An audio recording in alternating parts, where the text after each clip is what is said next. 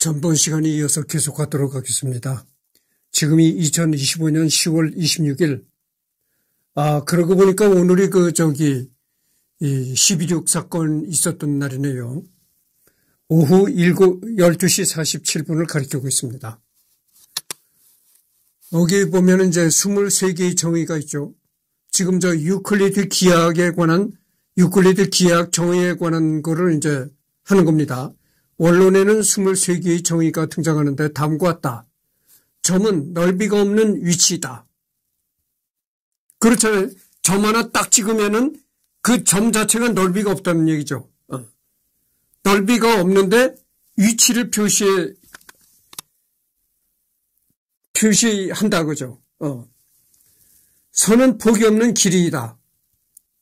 선의 양 끝은 점으로 이루어져 있다. 직선은 고르게 놓여있는 점 위에 있는 선이다. 그렇죠. 직선이라는 건 이게 점과 점을 연결하면 그게 바로 직선이 된다 이거죠. 면은 길이와 폭을 갖고 있다. 직선이라든가 이런 거는 면을 갖고 있지 않은데, 왜냐하면 넓이를 갖고 있지 않은데, 이 면은 넓이를 갖고 있다. 폭을 갖고 있다 이런 얘기죠. 면의 끝은 선으로 이루어져 있다. 평면은 고르게 놓여있는 선 위에 있는 면이다. 평면각은 면에 있는 두 선의 기울기로 두 선은 만나지만 같은 직선 위에 놓여있지는 않다. 여러 직선이 각을 만들었을 때의 각은 고든각이라고 불린다. 한 직선 위에 다른 직선이 놓이고 두 직선 사이에 만들어진 두 각이 서로 같을 시에 두 각은 직각으로 불리며 두 선은 서로 수직이다. 한 직선 위에 다른 직선이 놓이고 두 직선 사이에 만들어진 각이 서로 같을 시에 두 각은 직각으로 불리며 두 선은 서로 수직이다. 둔각은 직각보다 큰 각이다. 예각은 직각보다 작은 각이다. 경계는 모든 것의 끝이다. 도형은 경계를 갖고 있는 것이다. 원은 한 점으로부터 길이가 같은 직선이 뻗어 나갔을 때 만나는 점들로 둘러싸여 만들어진 평면 도형이다. 처음 기준이 된 점은 원의 중심으로 부른다. 원은 한 점으로부터 길이가 같은 직선이 뻗어 나갔을 때 만나는 점들로 둘러싸여 만들어진 평면 도형이다. 지름이란 원의 둘레에서 원의 중심을 거쳐 원의 둘레로 이어진 직선을 말하며 또한 원을 반으로 나누는 선이다. 반원이란 원을 지름으로 2등분하였을 때의 한쪽으로 반원의 중심은 원의 중심과 같다. 다각형이란 직선들로 둘러싸인 평면 도형으로 삼각형은 3개의 직선, 사각형은 4개의 직선으로 둘러싸인 도형이다. 삼각형 중 정삼각형은 3개의 변이 같은 것이고 2등변 삼각형은 2개의 변이 같은 것이며 부등변 삼각형은 모든 변이 다른 삼각형이다.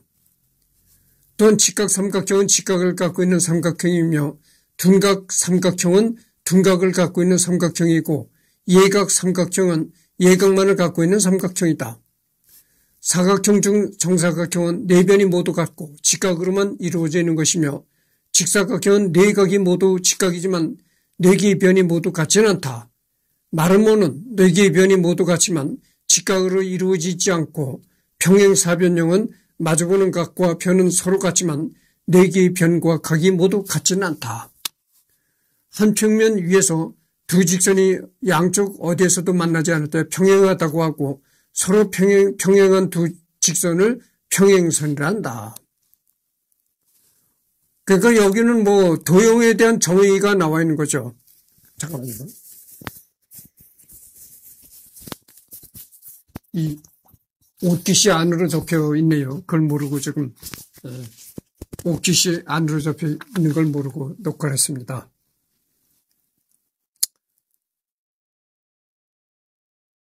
그래서 이제 여기에 나오는 얘기가 그겁니다. 도형에 관한 결론을 내린 거죠. 정의를 내린 겁니다. 5개의 공준, 이어서 5개의 공준이 등장하는데 다음과 같다. 공리, 엄연히 따지자면 다르다. 하지만 대부분 같이 쓴다. 5개의 이제 공리가 등장한다 이런 얘기죠. 서로 다른 두 점이 주어졌을 때 그 두 점을 잇는 직선을 그을 수 있다. 이미 선분은 더 연장할 수 있다. 서로 다른 두 점 A, B에 대해 점 A를 중심으로 하고 선분 A, B를 한 반지름으로 하는 원을 그릴 수 있다. 모든 직각은 서로 같다. 임의 직선이 두 직선과 교차할 때 교차되는 각의 내각의 합이 두 직각보다 작을 때 두 직선을 계속 연장하면 두 각의 합이 두 직각보다 작은 쪽에서 교차한다. 이런 얘기들이 이제 공리라는 거죠. 공리. 기하학적인 공리다. 그러니까 공리라는 건 뭡니까? 바로 전 시간에 내가 얘기를 했잖아요. 공리라는 거는 증명이 필요 없다 이런 얘기죠. 증명하지 않아도 되는 것이 공리다 이런 얘기고. 그러니까 이런 이 5가지 사항에 대해서는 증명이 필요 없다 이런 얘기입니다. 한 가지 재미있는 내용을 덧붙이자면 유클리드 본인도 기하학 공리 중 앞의 4개는 명백해 보였으나 마지막 평행선 공리는 이것이 정말 공리가 맞는지 아니면 혹시 앞의 4개로부터 연역적으로 추론할 수 있는 것은 아닌지 확신하지 않았다고 한다. 그래서 유클리드를 포함한 후세 수학자들은 기하학의 문제를 증명할 때 가급적 평행선 공리를 쓰지 않고 증명하고자 하는 경향이 있었다. 평행선 공리가 공리인지 아닌지 밝히고자 하는 노력이 잘 되지 않자 19세기 수학자들은 전략을 바꿔 규류법을 사용하여 평행선 공리가 거짓이라고 가정하면 모순이 발생함을 보여 평행선 공리가 착임을 증명하여 공리인 것을 밝히고자 했다. 규류법.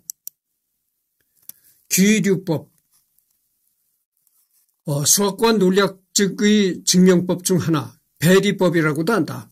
어떤 명제가 참이라고 가정한 후 모순을 이끌어내 그 가정의 거짓임을, 즉 처음의 명제가 거짓임을 증명하는 방법이다. 일상 언어 생활에서도 은근히 자주 볼 수 있는 방식이다. 그래, 네 말이 맞다고 치자. 그런데 이러이러하니까 말이 안 되네. 따라서 네 말이 틀렸어. 식의 말이 다름 아닌 규류법이다. 규류법이라는 거죠, 이게. 규류법, 이런 말을 한 거다 이거죠. 그래, 네 말이 맞다고 치자. 이것이 뭡니까? 네 말이 틀렸다 이런 얘기거든. 그래, 좋다. 그럼 네 말이 맞다고 가정을 하자. 뭐 이런 식의 얘기가 되니까 결국은 뭡니까? 네 말이 틀렸다 이런 식이죠. 대위법과 함께 수학에서 사용하는 간접적 증명 중 하나이다. 무한 강화법 역시 규류법의 한 가지 방법이다. 역시 이것도 규류법에 대해서 너무 깊이 들어가지 않도록 하겠습니다.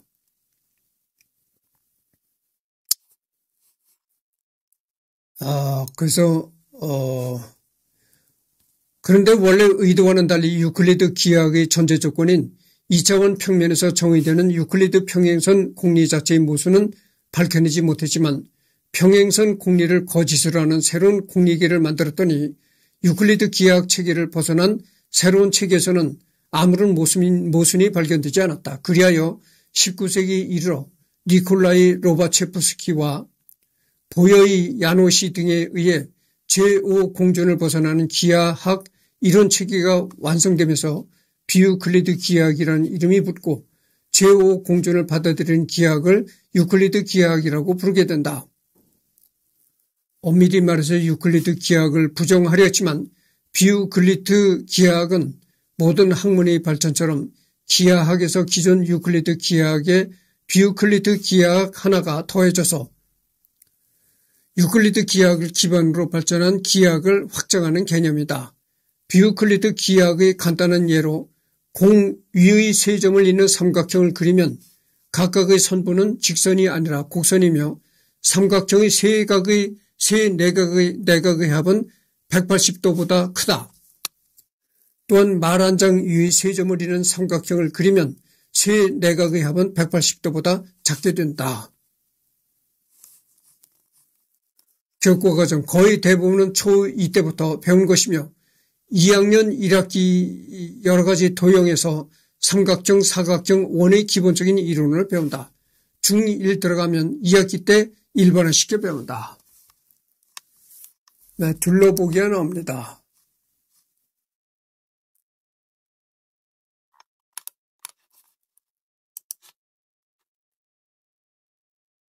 그래서 이제 그 유클리드 기하학, 유클리드 기하학을 이제 리딩했죠. 그다음에 유클리드 호재법, 유클리드 알고리즘, 두 양의 정수 혹은 두 다항식의 최대 공약수를 구하는 알고리즘이다. 한국의 수학 교육 과정에서는 다루지 않으나 정수론을 배우게 된다면 가장 먼저 나올 확률이 높은 공식이다. 호재법이라는 말은 서로 나누기 때문에 붙여진 이름이다. 이 뜻의 호재라는 단어가 따로 있지는 않다. 이 알고리즘은 유클리드의 원론에 적혀있는 내용으로 인류 최초의 알고리즘이라고 한다. 알고리즘의 골자는 다음과 같다. 그러니까 이것이 그 유클리드 호재법이라는 공식이 인류 최초의 공식이라는 거죠. 그러니까 인류 그 수학사나 뭐 인류사의 통틀어서 했던 최초의 공식이다. 두 양의 정수 A, B, 이 A는 B보다 크다에 대해서 A 이꼴 BQ 플러스 R. 이것은 그 0은 R보다 작고 R은 B보다 작다 뭐 이런 얘기인데, 이라고 하면 AB 최대 공약수는 BR의 최대 공약수와 같다. 여러분들 최대 공약수 뭐 최소 공약수 이런 거 공약수 구하는 것도 학창 시절에 해봤을 것이라고 생각합니다.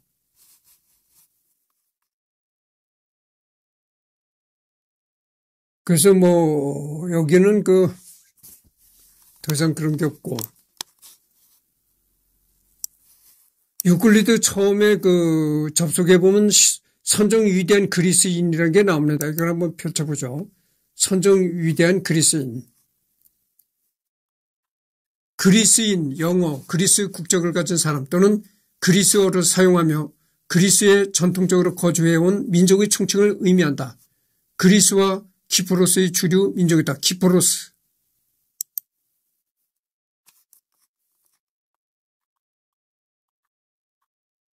이 키프로스란 나라가 말이죠. 예전에 그 뉴스에 많이 오르내렸던 그런 나라입니다. 키프로스. 지중해 동부에 있는 섬나라, 가장 가까운 대륙이 아시아라서 주로 서아시아로 분류되지만 민족적, 역사적, 문화적으로 그리스와 가깝고 유럽연합 회원이기에 유럽으로 분류되기도 한다. 수도는 니코시아이다. 공식적으로는 키프로스 섬 전역이 통치 영역이나 사실상 북섬 북부는 튀르키예의 괴뢰국인 북키프로스가 통치하고 있다. 양측은 분단 국가로 몇 번이나 통일 협상을 진행하였으나 무기한 연기되었다.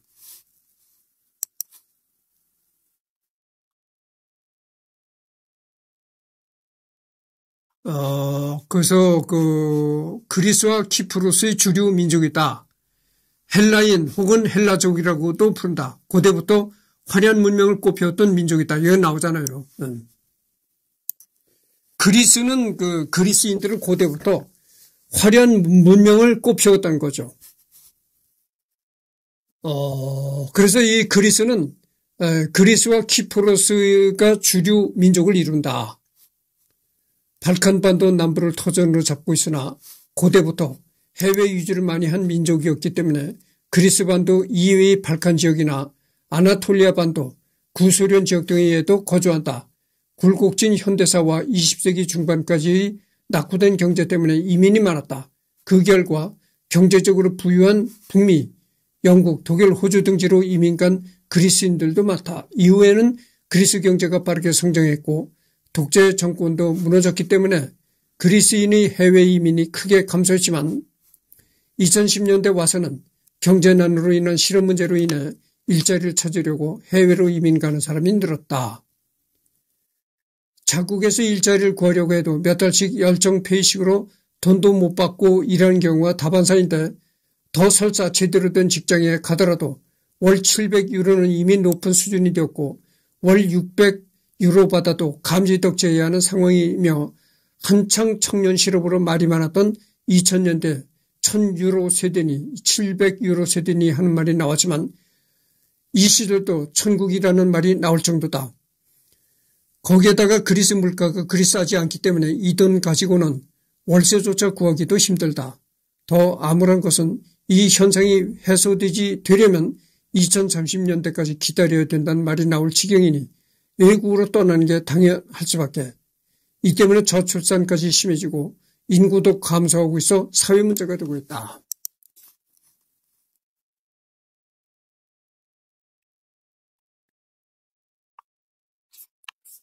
그리스는 유전적 언어적으로 아르메니아인과 흡사하다. 유전학 고고학 연구 결과 밝혀진 바에 의하면 제일 처음에 그리스를 비롯한 중부 유럽 지역으로 확산된 것은 신석기 시대 아나톨리아 지방의 농경민으로 이들이 그리스 지역의 맨 처음 주 인종을 차지했다.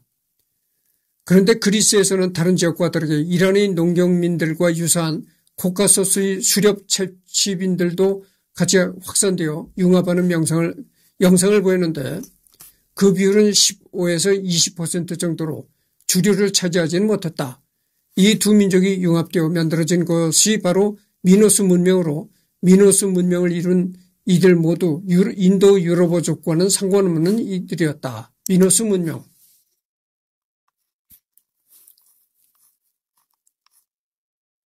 미노스 문명은 고대 그리스 최초의 문명으로 유럽에서 가장 이른 시기에 등장한 문명으로 알려져 있다. 석기를 사용하는 영장류는 대략 13만 년 전부터 크레타 섬에 거주했지만 우리가 생각하는 호모사피엔스 즉 현생 인류가 거주한 것은 그보다는 약간 늦은 시점이다. 크레타 섬에 인류가 남긴 최초의 흔적은 대략 9,000년 전 도자기 이전 신석기 사람들이 남겨놓았던 농경 유적, 기원전 7,000년에 이미 인류가 크레타 섬에서 농사를 짓고 있었다는 의미로 최초 정착이나 구석기의 시작은 그보다도 훨씬 앞서 있었다고 생각할 수 있다.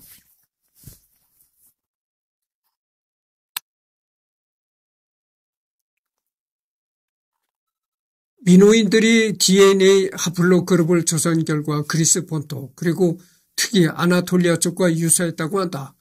아마 아프리카에서 북상해 온 현생 인류가 아나톨리아를 거쳐서 크레타 섬으로 유입되었을 가능성을 가장 높게 친다. 어쨌든 이렇게 정착한 미노이안들은 점차 크레타 마을을 짓고 문화를 일궈 나가기 시작했다. 농부들은 개방된 마을을 짓고 살았고 어부들은 해안가에 정착했다. 특히 크레타 남부의 비옥한 메사라 평원 덕분에 크레타의 인구는 재빠르게 불어났다.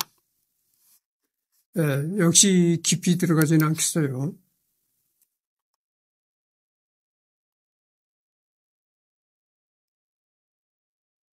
잠깐만요. 그러다 인도 유럽어족 민족들의 원형인 우크라 갑카스 일대 유목민족인 얌나야 문화의 유목민들이 남하해 선주민들과 융합되었지만 이들의 비중은 10% 정도로 별로 높지는 않았는데 특이한 것은 얌나야 문화의 유목민들이 이주한 다른 지역과는 달리 얌나야 문화에서도 다양한 계열의 하위 문화 구성원들이 유입되었을 것으로 그리스인들이 다른 유럽인들이나 인도 유럽어족에 속하는 민족들과 다른 양상을 보이는 이유가 이 때문이라고 추정된다. 그 비율은 아르메니아계가 절반을 차지하면 볼가리아 지역의 트리키아인이 된 북발칸 민족들이 3분의 1 정도, 나머지는 중부 유럽으로부터 유입된 이들이었다. 비록 이들은 선주민들에게 밀려 비율상 다수를 차지하지는 못했지만 인도 유럽어를 전해주었고 서서히 선주민들을 동화시켜갔다. 여기서 흥미로운 것은 고대 그리스인들이 야만인이라고 여긴 트라키아인들은 문화적으로는 고대 그리스인들과 전혀 딴판이었지만 혈통적으로는 매우 유사했다는 점, 즉 자기 사촌뻘 되는 이들을 야만인이라고 부르면 무시한 셈인데 어차피 근대적인 민족의식 형성 이전에는 특이한 일도 아니었다. 당장 한국사만 봐도 고구려에서의 백제 신라를 오랑캐로 여겼단 말이 나올 정도이니 말이다.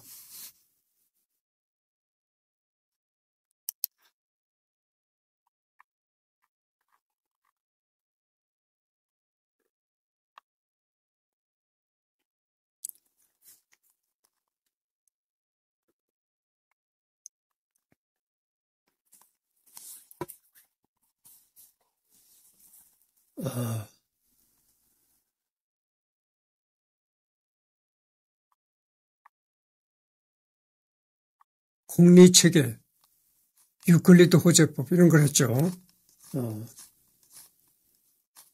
그러니까 이제 이거를 보면은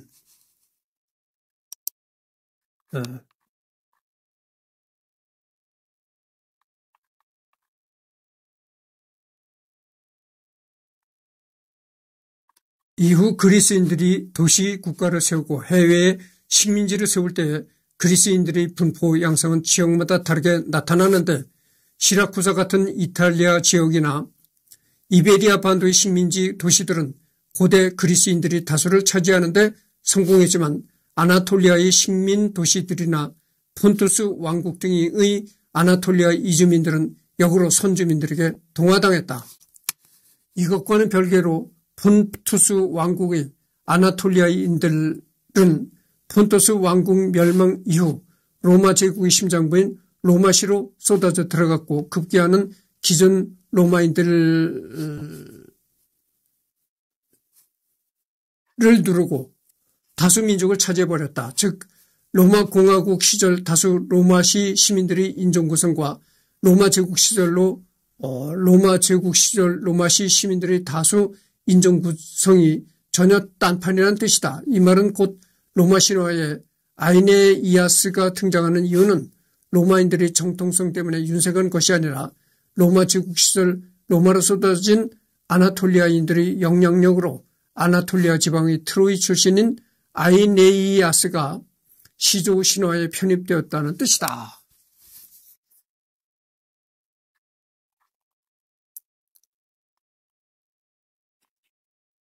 문화, 지중해 해양민족이라 매우 개방적이고 외국인과 외국 문화도 좋아한다. 섬이 많고 해안선이 복잡해 어부나 선원이 많으며 배를 잘 다루어 지중해 연안 곳곳에 진출하였다. 반면 그리스 육지는 산지가 많아 지방 간의 교류가 적어서 국민들이 단합이 잘 되지 않는 논쟁을 즐긴다고 한다. 원래부터 그리스 음식이 맵고 기름지며 열량이 높은 올리브유와 고추 등 자극적인 향신료를 요리에 즐겨 쓰기 때문에 그리스인들은 유럽에서 위염 및 비만율이 높은 편이다. 고추와 해산물을 잘 먹지 않는 대부분의 서양인들과는 달리 그리스인들은 스페인인, 이탈리아인, 포르투갈인 등과 더불어 편견 없이 다양한 해산물과 고추를 먹는 민족이다.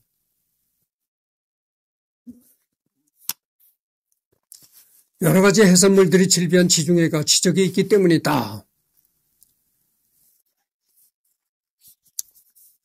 특히 게르만인들이 꺼리는 오징어나 문어 등도 잘 먹으며 그리스 요리는 해산물을 재료로 한 요리가 발전했다.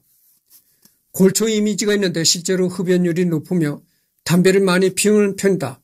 EU 통계 기준 혹은 OECD 통계 기준 흡연율 1위에 자주 랭킹되는 편이며 오후 2시에서 4시 사이에는 낮잠을 즐기는 풍습이 있다. 물론 그렇다고 해서 일을 적게 하는 것은 아니다. 이 부분은 시에스타 항목 참조. 그래서 낙천적인 니트 이미지가 있다지만 사실 그나마 여유가 있는 계층이면 모를까. 청년 실업자들은 일자리 자체를 구하기 힘들다 보니 어쩔 수 없이 니트로 살아가는 경우가 대부분이고 그나마 일을 한다고 한들 열정페이격으로 말 그대로 용돈 수준만 받거나 아예 몇 달씩 돈을 받지 못하고 일하는 경우가 다반사다.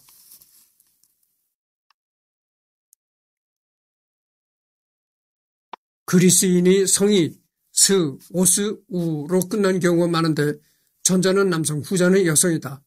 예외도 있다. 그리스 남성들의 성씨 중 오글루로 끝나는 경우도 있는데 튀르키예식 장명이다. 튀르키예인의 성씨 중 오글루로 끝나는 것과 똑같은 의미인데 오글루와 로 끝난 것과 똑같은 의미인데 뭐뭐의 아들이라는 뜻이다. 주로 조상이 튀르키예인인 튀르크 혈통의 그리스인이나 20세기 초반에 튀르키에서 그리스로 넘어온 사람들이 후손이 많이 쓴다.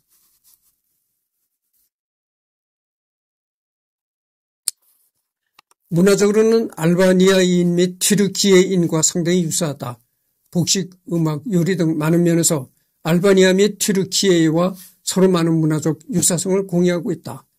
하플로 그룹에서는 주로 중동인들에게 많이 나타나는 하플로 그룹 J가 남부 이탈리아인 알바니아인과 함께 유럽 중에서도 가장 많이 발현되는 편이다. 하플로 그룹에 따르면 그리스는 알바니아인 튀르키예인과 비교적 가까운 편이다.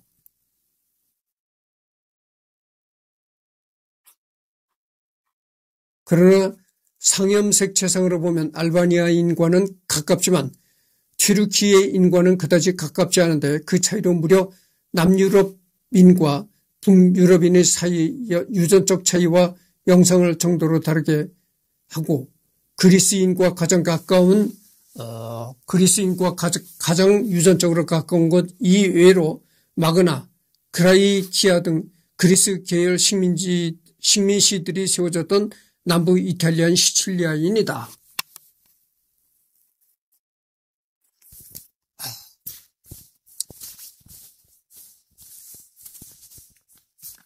미인이 많은 민족으로 알려져 있다. 실제로 미인 대회에서 우승한 그리스인이 많다. 동유럽, 러시아, 우크라이나, 벨라루스, 북유럽, 스칸디나비아 뿐만 아니라 의외로 유럽에서 숨겨진 미인의 혈통이라는 평.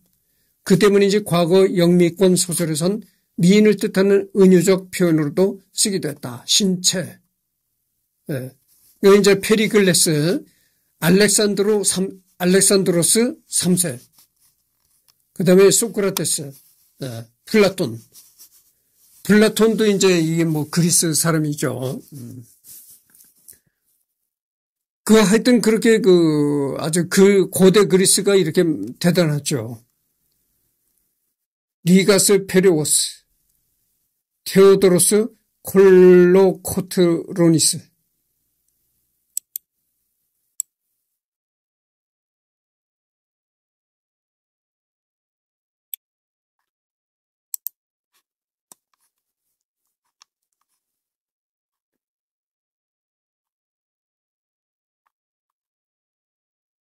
엘레프테리오스 베니젤로스, 엘렙세디아 아르바니 타키. 예. 이 여자는 그리스의 국민 가수라고 하네요. 그리스 국민들에게 널리 알려진 그런 아주 국민 가수다. 이런 얘기고. 에반겔로스 오디세아스 파파사나와시오. 그다음에 이완나 무수후리. 이 여자가 뭐냐면 이 여자가 대중음악 외국의 파필러, 그러니까 대중음악이죠. 외국 대중음악으로서 유명했던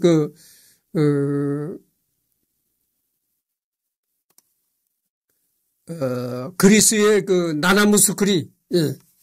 나나무스크리입니다. 이게 나나무스크리. 근데 나나무스크리가 여러 번 한국에 왔었어요. 와서 공연도 하고 가고 그랬는데, 상당히 이 나나무스크리 노래를 들어보면 우리나라에 박인이라는 가수 있잖아요. 조용조용하게 노래를 부르던 박인이를 연상케 합니다. 이 가수 노래 부르는 게. 그렇게 아주 조용히 노래를 부르던 나나무스크리죠. 근데 얼마 전에 한국에 왔을 때 보니까 이 여자도 이제 나이를 먹어가지고 예전 모습이 아니더라고. 많이 늙은 그런 모습이더라고요.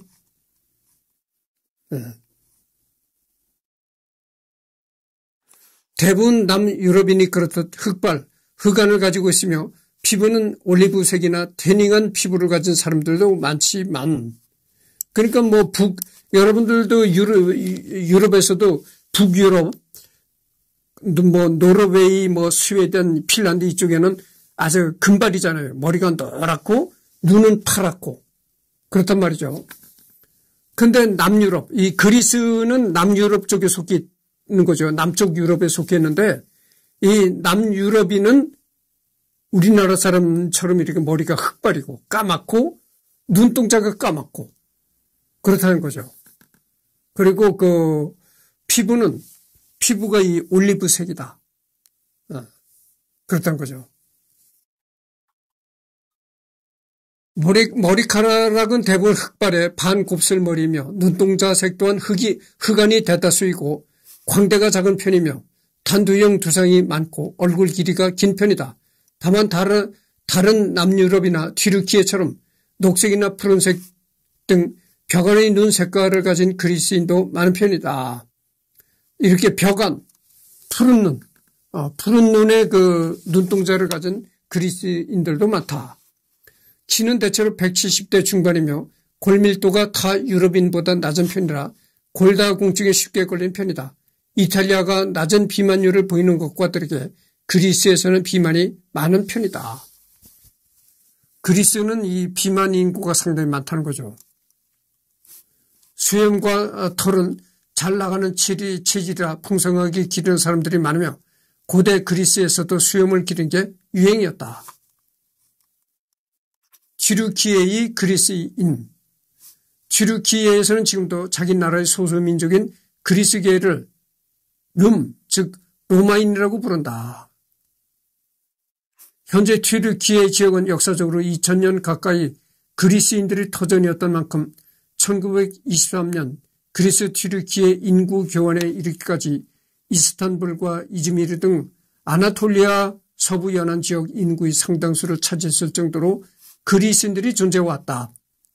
소아시아 지역에서는 1923년의 인구 교환으로 정교회를 맺는 그리스인이 사실상 없어졌으나 튀르키예의 유럽 지역인 이스탄불과 그 주변 섬 에게해에는 보즈자하다, 테네도스, 그다음에 객체하다 섬은 인구 교환 대상 지역에서 제외되었다. 그러나 튀르키예 민관의 지속적인 탄압으로 지금은 수천 명만 남아 명맥을 잇고 있다. 이 튀르키예와 그리스가 상당히 사이가 좋지 않다는 겁니다. 그래서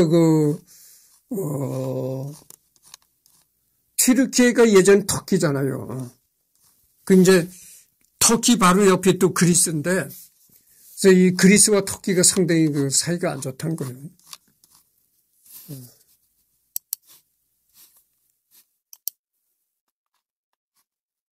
그래서 그리스인을 읽다가 그쪽으로 넘어갔는데,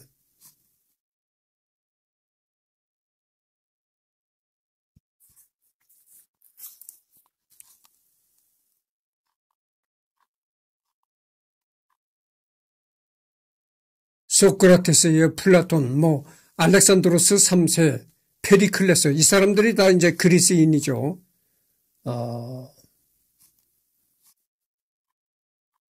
그래요.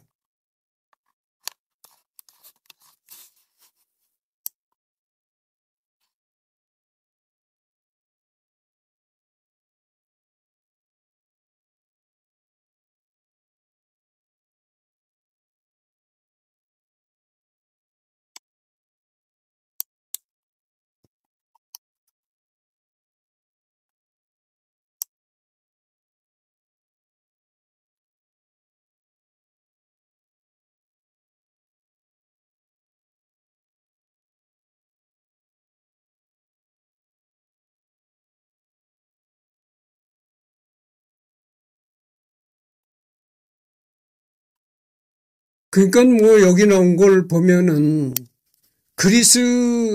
순수한 그리스계가 별로 이제 적다는 얘기인데, 그렇잖아요. 이제 세월이 자꾸 흘러내려오면서 그리스도 이제 세계 여러 인종들과 이게 교류가 많아지다 보니까 다른 인종들과 이게 결혼도 하게 되고, 그래서 이제 순수 그리스인은 드물고, 이제 많이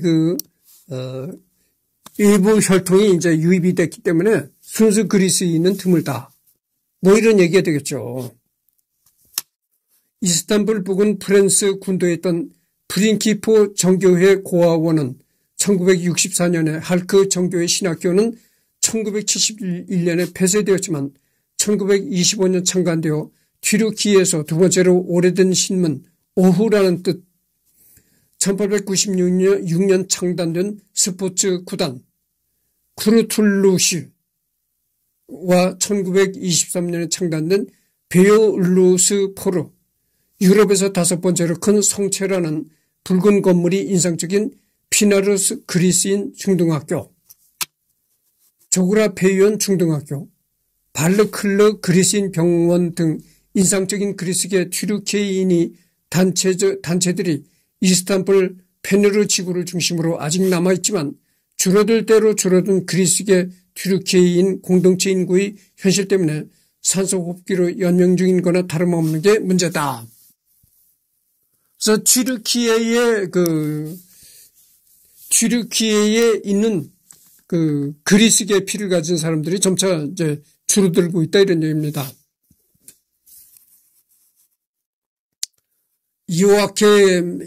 요아케임 메이온 여자고등학교는 1988년에 학생수 부족으로 폐교되었다. 계획체하다. 렘브로선에서는 2010년에 들어 그리스인 초등학교가 수십 년 만에 다시 문을 열고 약간이나마 그리스계 인구가 반대하는 등 희망적인 소식이 없는 건 아니지만 그리스계 튀르키예인의 공동체의 미래는 아직 불투명하다. 당연하다면 당연하겠지만 이스탄불에 위치한 정교회 콘스탄티노폴리스 관구는 콘스탄티노폴리스 세계 총대주교 바르톨로메오스 1세를 포함한 성직자 다수가 그리스계 튀르키예인이었다.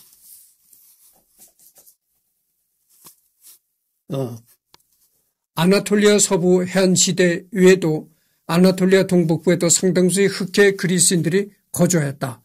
흑해 그리스인들은 러시아 제국과 오스만 제국의 전쟁 과정에서 상당수가 러시아 제국으로 건너가기도 했으나 소련이 건국되는 과정에서 그리스로 이주한 경우가 많았다. 아나톨리아에 남아있던 흑해 그리스인들도 그리스 튀르키예 인구 교환 와중에 상당수가 그리스로 이주한 것은 물론이다. 물론 그리스인 무슬림들은 튀르키예인으로 분류되어 튀르키예에 남았는데 그중 가장 유명한 것이 기리틀리라고 불리는 크레타 출신 그리스인들이다. 기리틀리 중 유명인으로는 튀르키예의 전 부총리인 벨렌트 아란치가 있다. 현대 그리스인의 탄생.